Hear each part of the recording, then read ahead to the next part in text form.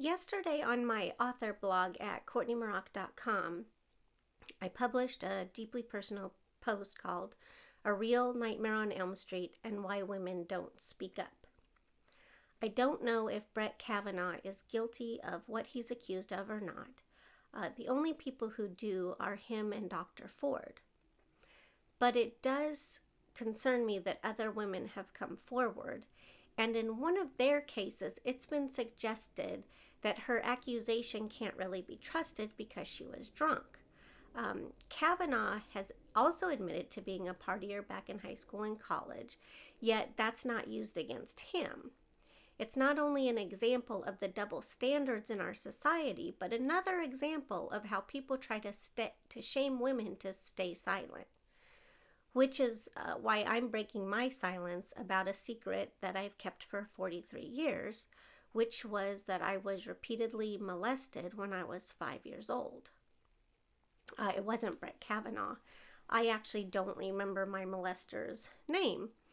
At least not his first name. I believe his last name was Robinson.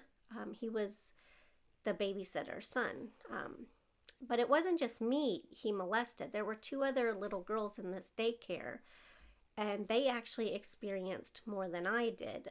As I wrote in my post, I didn't go behind the closed door alone with him into his bedroom like they did. The babysitter watched us after school at her house. Even though they all encouraged me to. It was my first experience with peer pressure, and it's peer pressure I'm grateful I did not give into. I don't know what happened behind that door. It was a secret, and if I wanted to find out, they said you have to go behind the door. And you have to understand, I was really curious. I wanted to know because I really hate being left out of something. But there was a part of me that knew whatever was happening back there was not only wrong, but really, really bad. The kind of bad you cannot undo. So it was after a police officer gave a safety talk to our kindergarten class that I went home and told the babysitter, your son is touching us. And I will never forget that moment. She just stopped, mannequin still, and she said, what on earth are you talking about, Courtney? I don't have a son. The son belongs to the whole world.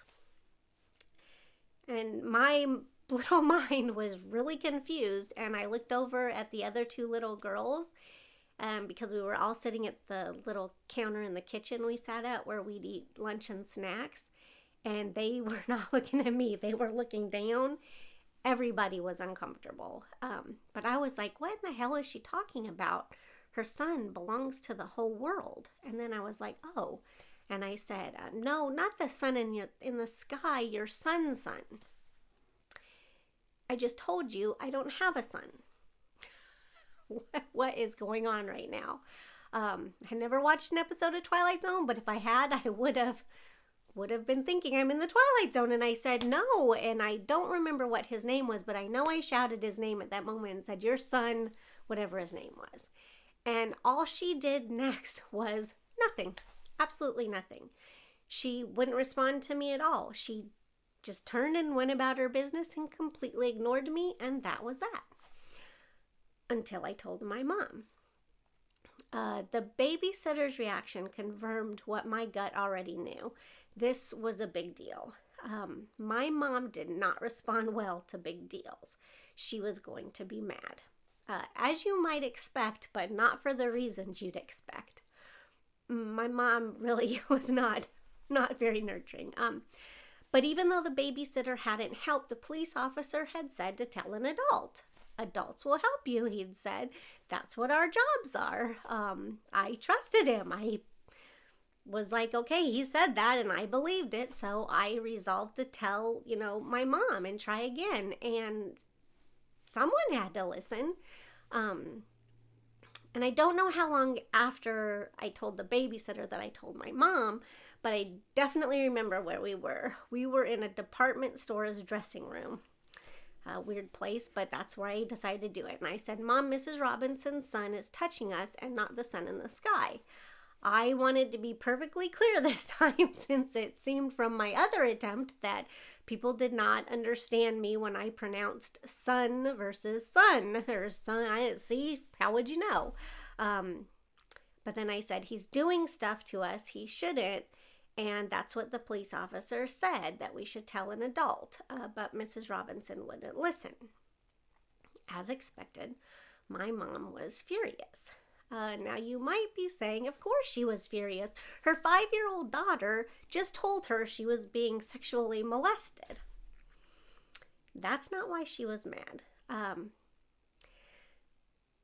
I'd inconvenienced my mom. Even a small inconvenience could ignite her very quick to light temper. So I had expected the fury that followed, but I still hoped that there would be some help. All she did was immediately hustle me out of the store, yelling at me the whole way. I've never been so embarrassed in all my life, because we weren't the only ones in the dressing room. Other people had heard, and it went silent. You could tell the changing clothes stopped. But she said, honestly, Courtney, you will be the death of me. You're going to have to learn what you can say in public and what you can't. And that's how it was all handled.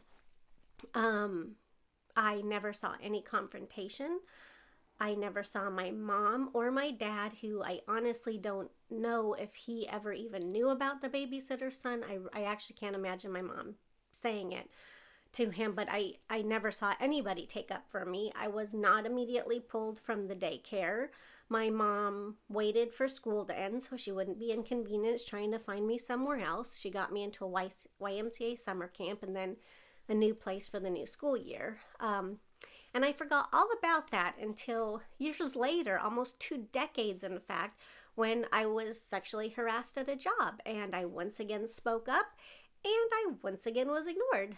My claims were minimized. It was even suggested I was to blame for being too friendly and too nice. So I get it. I understand why women don't speak up more, especially if you've ever tried and not been heard. Which, judging from so many of the stories that have come out in all of these headline-making cases lately, there were signs, there were tells. People ignored them because that's what you do, or did. More power to the women who are refusing to accept this kind of behavior and treatment. And shame on those who try to portray the Cosbys, the Weinsteins, the Nassers, the priests, the Kavanaughs of the world as the victims of the Me Too movement. Are you fucking kidding me? If that's not a disgusting concept, I don't know what is. Their lawyers, other men, even other women who are shocked and unwilling to believe the accused could be capable of the foulness that they're accused of, like to portray these men as having had something taken away from them. Are you kidding me? What in the hell was taken away from them? Their right to abuse their positions and power to prey on women to satisfy their perversity? So again, I say, more power to the women who first started speaking up and speaking loud and saying no more.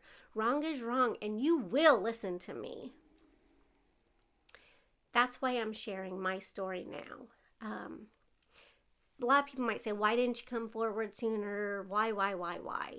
Who was I going to tell and what was I going to do about it? I can't do much about it, but I can tell you that shame, embarrassment, fear, repression, they're all reasons why. And not only is my story out now, with all these others, but the importance of speaking up and sharing these stories is out there, because even if you can't see justice done, silence empowers the abusers to keep abusing. Why not? They're not facing any repercussions. But I think if people knew, especially men, and they understood just how rampant these things are, they'd be appalled and perhaps invested in helping to prevent it, or be more sympathetic when it does, because these are the women in their lives, their moms, their sisters, their daughters, their wives and lovers. I mean, and it's not all men doing it. It's by and large a very small number of men who are repeat offenders, but they have many, many victims. And that's the power of awareness. It casts light into the shadows and makes it so that the evil has no place to dwell. Because make no mistake, the act is wrong, but ignoring it, covering it up, and otherwise not addressing it is too. But here's to those who are no longer willing to suffer in silence or keep the silence. The silence is deafening no more. Our voices are drowning it out.